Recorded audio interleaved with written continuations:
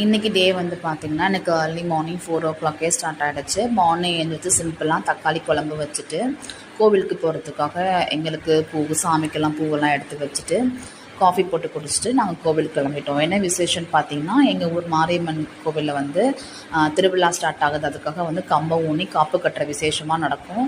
அது மார்னிங் அதை பார்க்க போகலாம் அப்படின்னு சொல்லிட்டு நேரமாக கோவிலுக்கு போய் சாமியெல்லாம் கும்பிட்டு வீட்டுக்கு வந்துட்டு மார்னிங் பிரேக்ஃபாஸ்ட் தக்காளி குழம்பு வச்சுட்டு போனது இருந்துச்சு. அதனால் வந்து 2 தோசை சுட்டு நாங்கள் எல்லோரும் சாப்பிட்டோம். அப்புறம் 11 o'clock போல் பொரியல் பண்ணலாம் அப்படின்னு சொல்லிட்டு நான் வாழைக்காய் வாங்கி வச்சுருந்தேன். பட் பொரியல் பண்ணவே இல்லை. அதனால் சரி அந்த காய் வேஸ்ட் ஆகிடும் அப்படின்னு சொல்லிட்டு சரி பஜ்ஜியாவது போட்டுக்கலாம் அப்படின்னு சொல்லிட்டு வாழைக்காய் இந்த மாதிரி சின்ன சின்ன ஸ்லைசஸாக கட் பண்ணி பஜ்ஜி மாவு வீட்டில் இருந்துச்சு. ஸோ பஜ்ஜி போட்டு அன்றைக்கி டே வந்து கோவிலுக்கு போய் சாமி கும்பிட்டு ரொம்ப ஹாப்பியாக இருந்துச்சு.